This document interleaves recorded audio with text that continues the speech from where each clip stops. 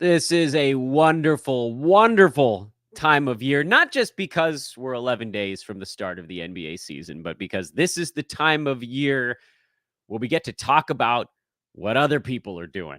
And I'm not just shouting into the void, assuming somebody's listening out there, or maybe just sort of anger listening.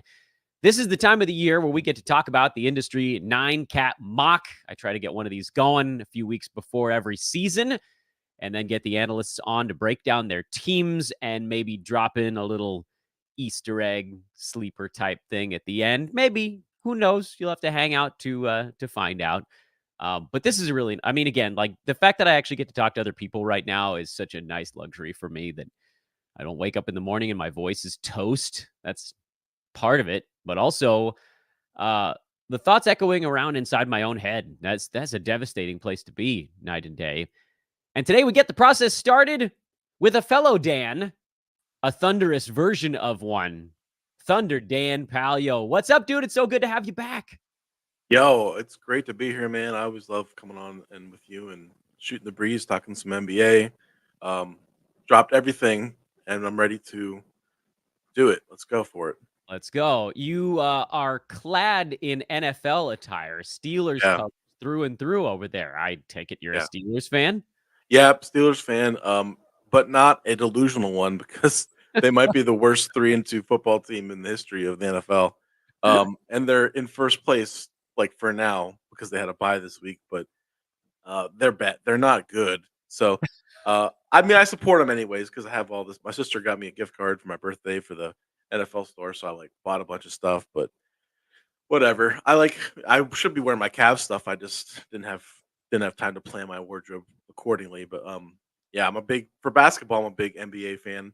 Um, uh, Cleveland Cavaliers. There's no Cleveland Cavaliers. Well, through and through. before we dive into your mock, what are your thoughts on the Cavs right now? They added some shooting this offseason, but that was kind of it. Yeah, they didn't do anything real splashy. Max Struess is a nice piece. I'm still convinced that they need to bring in like a third amigo. I mean, Evan Mobley is maybe that guy, maybe he's not, but like, with Darius and Donovan, it would love to see them have like another. I mean, they're kind of empty spot is the on the wing. I think they think Struess is going to help there, but he's just real. I just see him as like a supporting cast guy. He's not like going to really tip the scales. So we'll see. There was some talk in the offseason of like Jared Allen for like Brandon Ingram. Something like that would be like really compelling to me, like another scorer, another facilitator. But then they lose some of their size too. Their twin towers kind of things. A neat thing that they do that a lot of teams don't do.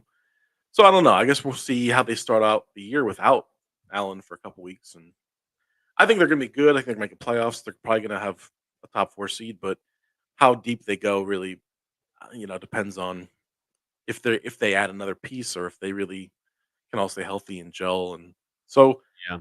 expectations are a little muted. I mean, I think they'll be really good. I don't think they're in the same class as Milwaukee or probably even Boston right now. So Yeah, it's a little top heavy. Well, at least from a fantasy standpoint, if Allen misses a week or two, that's always been good for Mobley.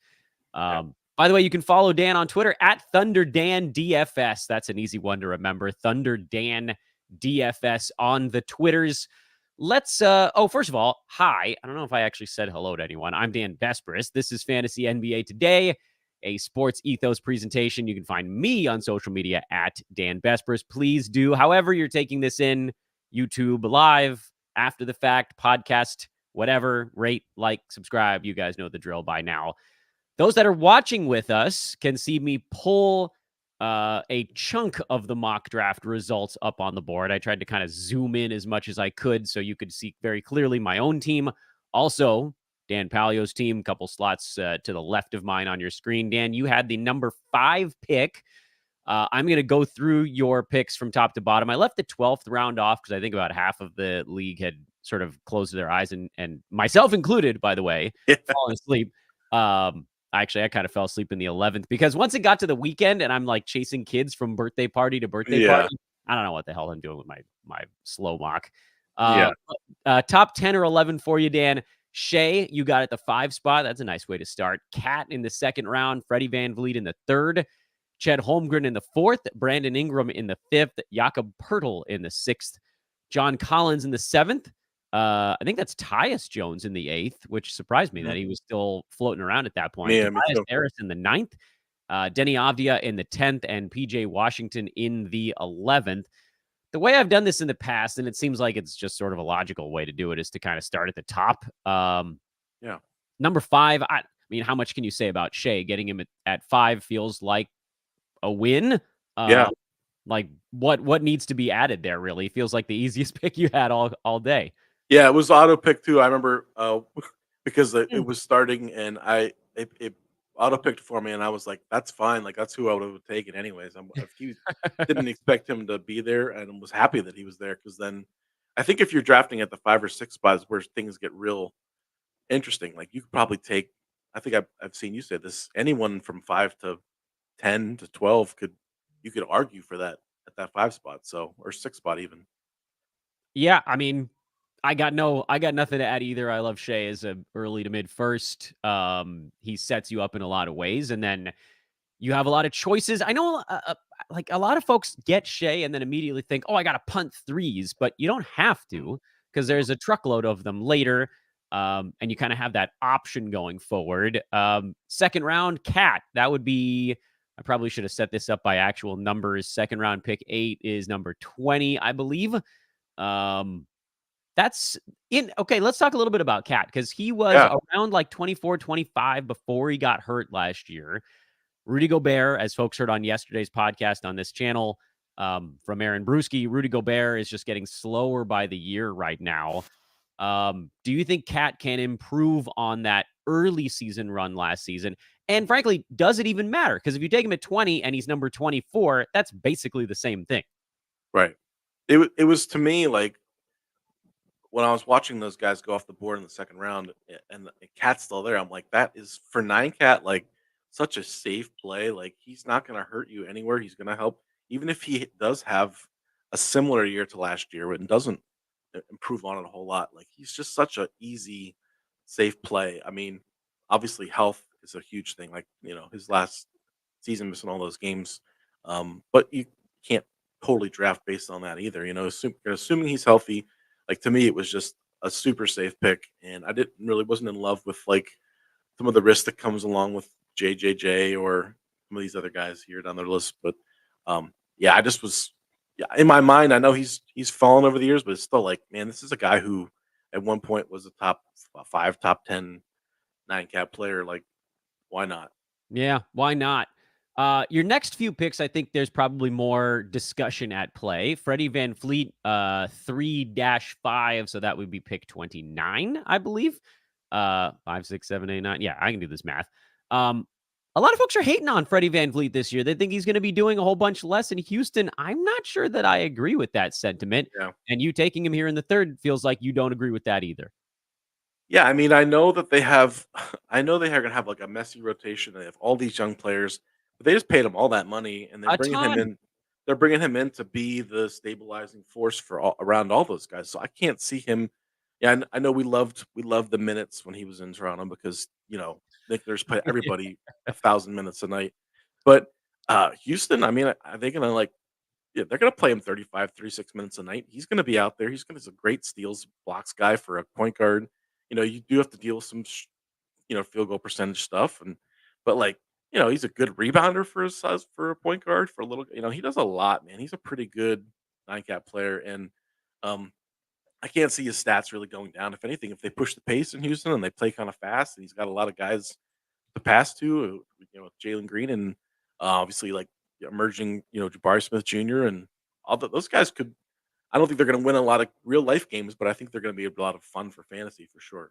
Yeah, and getting him at 30, this is a guy that like historically has in his Toronto days hovered in the teens, so that does give you kind of a little bit of wiggle room on the backside, even if he does slide just a tiny bit. You went ultra fun with your fourth round pick, Chet Holmgren, at pick 44. I was You're watching well, me I fill was out my amazed. math in real time. Is that fun for you? Yeah, you're doing it. I mean, everybody gets it. It's cool. If you're missing by whatever, if you miss it by a pick. But I mean, I was surprised he was there because when you do these industry league mocks and stuff, all the industry guys are usually high on some of the same people. And most guys I follow or read are hugely high on Chet Holmgren. So I was surprised he was still there, to be honest. Because I've seen him go in the third round in some drafts, late third round. And so I mean the sky's the limit, right? What can you say about this guy? You look at his the summer league numbers and some of his preseason games and stuff. Like obviously it's not the real thing yet, but he's got such a awesome skill set for fantasy. If he stays healthy, man, he's going to be, other than probably what assists, he's going to be pretty much contributing across the board. Yeah, doesn't he feel like the term gets thrown around a little bit now because there are a lot of unicorny type of players. It was Right. Porzingis, then it was JJJ. Basically, I think uh we've decided that the unicorn is a big man who can hit threes, keep percentages relatively high, and also block shots. I think those Right. are like that's the combo. He does feel like he fits that unicorny mold a little bit, right? Right. Yeah, absolutely. I mean, we haven't obviously seen him do it consistently yet, but that team's going to be a lot of fun to watch. They're going to push the pace. They're going to be fantasy goodness all around with those guys. Um, and they're going to be pretty good. They're going to be actually a pretty good team too. I think they were pretty good last year. They surprised people. Which should be even better this year with Chet, and with those guys having another year experience playing together. With Jalen Williams emerging, there's another guy who I love in drafts. Yeah, he's a lot of fun. The thing about that unicorn appeal, and then we'll go to your fifth round pick, is that particular stat set is a very easy one to put up fantasy value with. And if we're defining it as big man who scores a little bit, but maybe doesn't need to be a ton, rebounds okay, but not great, but can also hit the threes, block shots, and have good percentages in both. You got JJJ, Kristaps Porzingis, Miles Turner, and Brooke Lopez all inside the top 22 from last year. Mm. Uh, and it's not like Brooke Lopez was out there scoring or rebounding very much. These No. guys, they're able to do it by just not hurting you Hmm. as a big man. Right. It's an interesting phenomenon because like you're pairing all these things that are small positives, but just eliminating the big man negatives, and you can sort of, I don't want to say like fudge your way to a really high rank because it's legitimate, but it's Yeah. really easy to be a highly ranked big man when you do that kind of thing. But let's get to your fifth rounder, Brandon Ingram. This is actually the first pick you made where I kind of went, are you not worried about his injury stuff and just what happens to him if the Oh Pelicans yeah. are healthy? They're probably never going to be healthy. That's the New Orleans lifestyle. But what if they were? Yeah.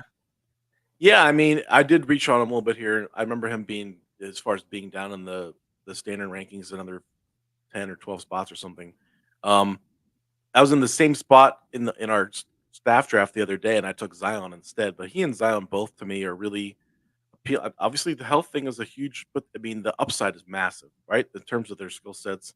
Brandon Ingram, I mean, down the stretch last year was just phenomenal as far as was like 8, 9 assists a game. Was basically their lead facilitator. Can do everything. Zion is a guy who I was punting. Talk about punt free throw strategies and stuff. I was decided to punt in my other league. I was like, I might as well take Zion, dude. If in a punt free throw league, like he's like a Yeah. top 25 value, like, and just pray, and keep those knees healthy. But I like both of those guys, Ingram and Zion, a lot in that range. They're risky, but they're just high. Depends on how you built your team. I took a couple safe picks in a row. You feel like you have a safe base, and you're like, I want to swing in the fourth, fifth, sixth round. I want to swing on a high upside guy here. So So that was at 53. At wait a minute, I can do this. 68 coming back. Thank goodness the last one ended at 60. I was able to do that math a lot faster. Jakob Pertl, who he is slowly working his way up the board. He opened fantasy draft season in August, going in the 90s, which was just like the most amazing thing. Now you're seeing him go kind of 70s in a lot of spots, but like thinking back, Dan, to the end of last year in Toronto, he finished the season putting up top 40 numbers. Is that yeah, what you're hoping to get out of him again here? yeah. I mean, something close to that at least. He's got such a great skill set for fantasy. Obviously, if you do punt free throw percentage, which I was talking about with my other league, I have him. I drafted him there too because that's the one thing he'll ding you on a little bit. But I'm wondering if he's going to be. I read an article where they talked about maybe using him as a passer more in the high post too. because he's a pretty good passer. If he can get up over 3.5 assists to go with 15 and 10 or whatever he's giving you as far as big man stats, steals and blocks. I mean, he's a pretty solid guy across the board and kind of underrated. And all those years in San Antonio, they never really kind of fully unleashed him. Would you say, as term to let him Mhm. play 32 minutes or whatever? The guy per point per minute is like elite fantasy producer. He's really good. For like DFS guys out there, we know like when he's in a good matchup, like we smash that button because the guy can play. So he's in the peak of his career. He can play well, and he's gonna have opportunity, right? With Van Vliet gone, maybe to help run the offense more. And I think again he's real safe in that range. Yeah, I like Pirtle a lot. Your next one's a kind of a polarizing pick. John Collins in the 7th round. Um, and I don't want to put my own opinion on this one. People actually that have listened to this show know that how I feel about him. And the way I'm phrasing it makes it sound like it's like I don't like him. I want it to be totally neutral. What is your case for John Collins? Because I want to see if it matches or goes against anything that I've said. Probably went a little high on him. I'll be honest. I mean, I'm just a sucker for him too, knowing what he's done before and knowing how great of a 9 cap player he is in terms of percentages and blocks. And we talk about those unicorn guys. He's never really reached that apex in his career where he was like that guy. But we saw him put in like top 25 numbers before, when he was actually getting featured and getting not just an afterthought like he was in Atlanta the last couple of years. So I think it's just more of like a reboot thing. Like, is he going to get a fresh look, have a chance to be, more involved with that younger developing Utah team where he was just kind of obviously being shifted out of the things in Atlanta. So just a really good all around fantasy player who has a chance to maybe, get back to one of his old form. Yeah, so that actually does match a lot of what I've said. I do agree with you. You probably went earlier than you had to here because he's typically not going until closer to 95, 100. But the year you're talking about was the OG COVID season, 2019, 2020. I Yeah. think he got suspended that year, Yeah. or He started out the year on. he was going buck freaking wild that season. He was number 7 over 41 ball games. So it wasn't like a small sample size thing either. And I get it. He's not going to get 15 shots and have that kind of feature role in Utah. But what you said about his time in Atlanta is spot on. He had been fully marginalized. He knew they were trying to get rid of him. And so he was like out there in spirit on the court, but his heart wasn't in it. And it was a No. bad fit by the end. Like, the rebounding numbers, just you could tell, like, the effort, like, he doesn't care about padding, his rebound. He was down to, like, 4 boards a game and stuff, and, like, if he's going hard and cares about the team and winning, like, in 30 minutes, like, there's no reason that guy shouldn't put up 14 and 8 with a 3 and a block and a steal, like, that's just his baseline. Like, he's that player if he's cares and if the team's gonna give him minutes. Yeah, absolutely. We're not expecting him to be a first rounder in Utah, but Right. the outside 100 guy that he was at the tail end in Atlanta is also, you're kind of like, everybody's got this really But sour taste in their mouth with him. That's the most recent thing, but the bulk of his career, he's not an old guy yet. He's still pretty darn like, young. 26 or something, yeah. Yeah, Twenty-seven. it's not an athleticism issue. It was a fit issue. They didn't want him there. I don't know why they still played him as much as they did, but by the Yeah. very end, they're finally like, okay, it's Sadiq Bey's turn now. And that was also interesting. Tyus Jones, mid 8th. I love him here. I think you got him at a really nice price. Everybody's heard me talk about Tyus Jones as a possible big time winner, and then to get him, he's going in the 70s in a lot of drafts now, and you got him here in the early 90s. That feels like a steal to me. What do you think? I'm gonna ask your opinion. What do you think Sure. he finishes assists per game? Like 6 or 8? Mm, More between 6 and 8? Are we looking yeah, closer yeah. to 6, closer to 8? Like, I'd probably go high 6s would be my guess. With Jordan still, Poole likely to take over at Time Kuzma as yeah, well. Those guys are going to be handling the ball, but just by being the guy who initiates an offense with 2 guys who want to chuck, you're going to sort yeah. of fall into 5.5 to 6 assists a game. And then he's just good. A good He's passer, good. right? Yeah, he's a good basketball player. A Yeah. lot of folks are worried about the Wizards in shutdown mode. I'm not, because I play mostly roto. And also for head to head, you just end your season 3 weeks early. And That's the only Or solution to you him, or right? you build them up and trade them. There's a whole Yeah. there's a whole Also school of that. thought too there, yeah, where you just invest in, you trade them off by middle of the year or whatever. So Yep. I love it. I don't know that there's a whole lot more to add on that one. The risk yeah. is why he's going where he is. It's not. I don't think anybody's afraid of his per game potential. I think most folks are just afraid that he's going to miss the last dozen games. So organize your league so that won't matter. Ta-da! You went old right into my heart with your ninth rounder, Tobias Harris, the former logo of the Dan Besbris Old Man Wow. Squad. He's been, I think, replaced by Vooch this over the last couple years. Gooch.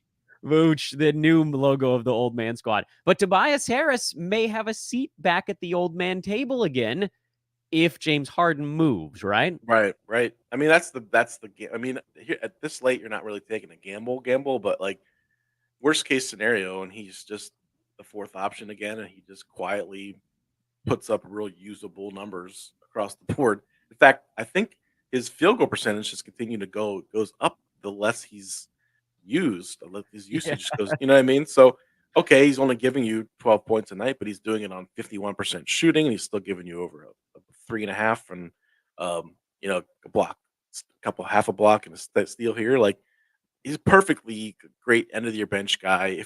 If worst case scenario Harden stays, if Harden leaves, then hey man, maybe you got a great value there. Yeah, I love Tobias Harris. I've had a soft spot for him for half a decade now, and for almost every one of those years, he was getting dramatically underdrafted. Last year was the only season I didn't draft him anywhere. It did look like he was going to get pushed to the periphery. The end of the previous season when Harden really got kind of worked into the mix. Yeah. But that's beautiful. You just want to stay one step ahead with stuff like this, and I think everybody's forgotten that, like, for Tobias, who's a great percentages guy, all he really needs to put up is like 15 and 6 in Yeah, the points and rebounds, and you've got a top 75 roto type player. Last two rounds in or for this draft, but 10th, 11th round, this is sort of like start to take some shots, flyer region. You ended up with Denny Avdia and PJ Washington. Um, let's start with those two guys. What were your thoughts on those two picks? And I'll lump them together because I do feel like sure. this is just a range where all of these guys are, well, let's take some shots. Let's see what happens. How did you land on these two? Well, I mean, this is before the Mikal Bridges news, so I didn't even know. But obviously, Miles Bridges. I'm sorry, Miles Bridges. My bad. Mikal is fine, everyone. Mikal's good, guys. He's fine. Take him second round. Yeah. Miles Bridges stuff, which obviously could put him into jeopardy and really put Washington back into a whole bunch of minutes. And um, but I like his game. When I was breaking down some stuff for some content I was doing, I was looking at guys that were center eligible and power forward eligible that can do certain things. And he's one of those kind of. I mean, he's never really totally realized his potential, but he is one of those kind of unicorn guys, man, who can step out. I think he hit 2 threes a game last year. His field goal percentage suffered because he was chucking so much, but like 2 threes a game, boards, blocks, steals. Like, I mean, that late in the draft, I love taking a shot on him, a guy like him. Who knows what happens with Charlotte with like some trades and rebuild stuff this year? We'll see. And then Denny's just the guy who I think I must have picked him up and dropped him half a different times in cross leagues last year because he would go on these tears, right? He was going on these runs when they were all banged up, and then all of a sudden they were healthy and he was like pushed to the back again. But by the end of the year, he was getting his chance to play, and the dude can play. He can put up numbers. Like I don't know what his role is going to be. I don't. I wish Washington would give him an actual shot at being a starter or at least a sixth man of 25 minutes a night, 28 minutes a night. But I guess we'll find out. I don't know. Like he's got a great fantasy skill set in terms of what he can do out there. So it's just a matter of opportunity. So one thing I realized I screwed up, at least for folks on the YouTube side, and we're talking to Thunder Dan. DFS is the Twitter handle. Thunder Dan Palyo is the actual name. Is I should have tried to stretch or de-stretch this picture so you could see the guys going all the way to the end on either side. If you all that for future shows, but some folks call them sleepers. I think perhaps that's a term that's out of date because no one that's Overused. Yeah. used, and anybody that's paying close attention right now, there's no one that's like asleep. We know who these players are. it's a term that still gets used, I think, for folks that are maybe a little bit less intense about their love of fantasy sports and are dropping in like, who's the guy I should grab?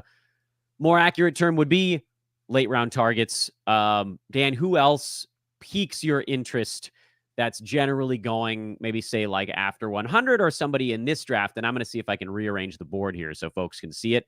But guys kind of went like after maybe the final 3 rounds or something to that end. Does that, I don't know. Let me see what I can pull up on the board here and Yeah, that's see. cool. I was looking. I was gonna say right before I took PJ Washington, the person before me took Paul Reed, who's a great guy to target there too. When you talk about the Sixers and what's going to go on there, the fact that they've been talking about playing him at the 4 a little bit next to Embiid and trying to get him like more time on the court. Like obviously, everybody who's a small ball Paul fans is excited about him being unleashed because he's shown per minute like some awesome, look at his per 36 stats and they're like killer. Like he's amazing, but obviously he's never going to get starters minutes, but if he gets a significant role, I mean, he's going to be a guy you can have on your team and even in like 10 and 12 team leagues, he's going to be putting up usable stats. So I like him a lot.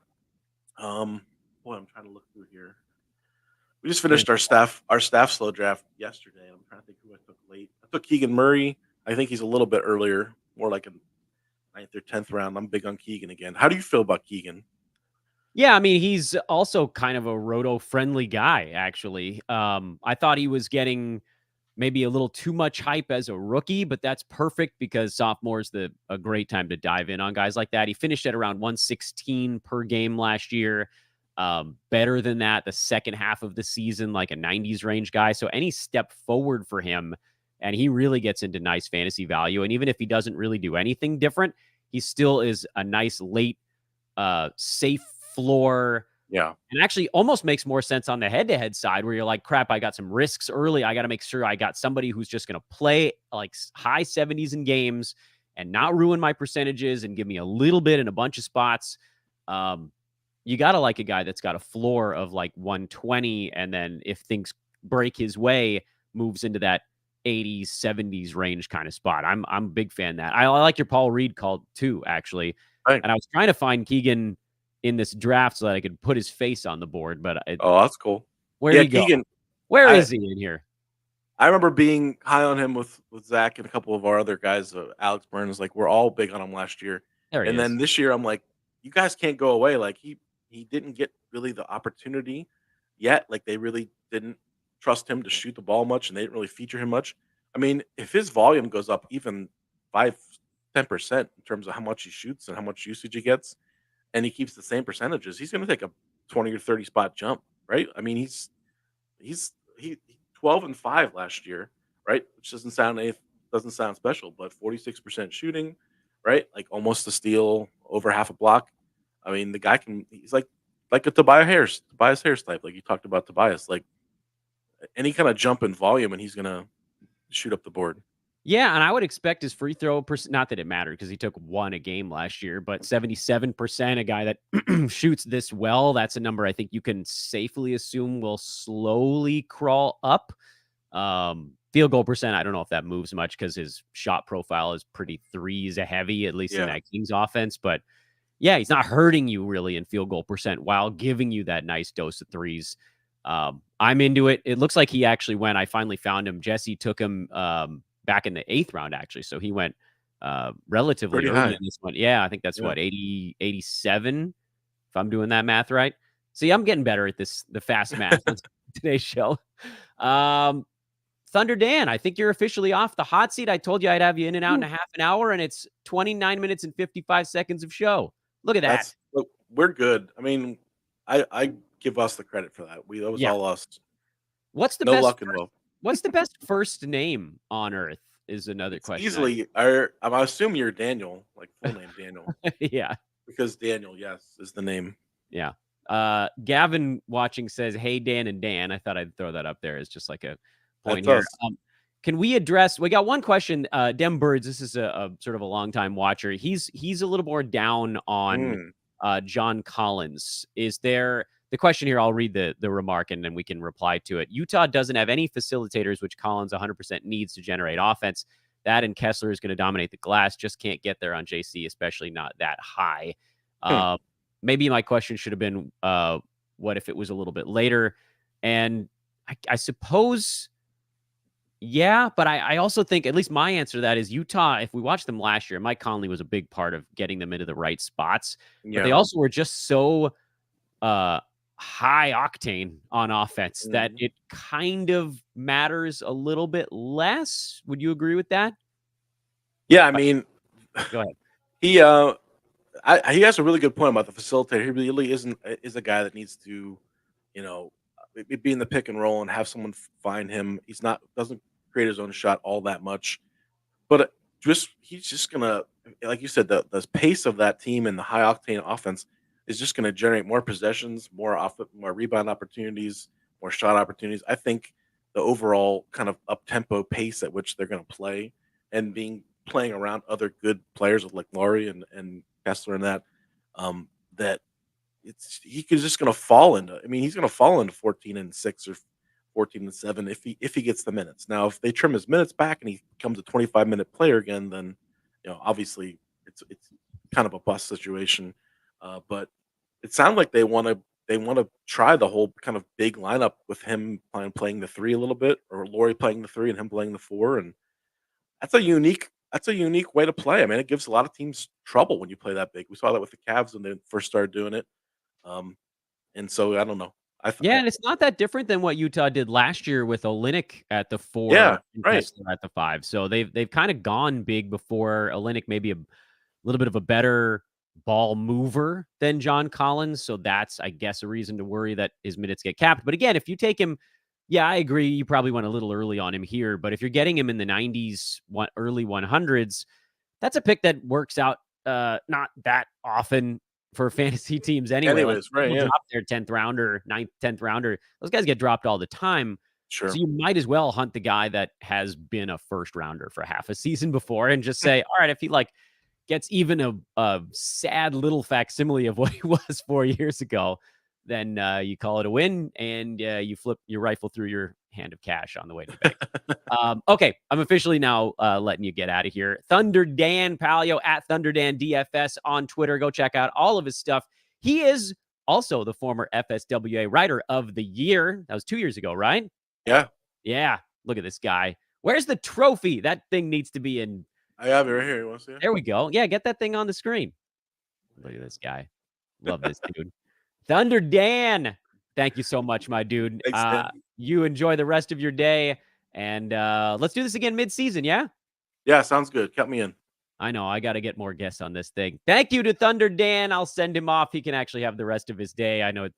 By the way, you guys should all know, and Dan probably wouldn't want to give you credit or give himself credit for this, but he has like a 50-minute window in the middle of his very busy day. And he was like, yeah, we can squeeze in a podcast. So this guy's the best.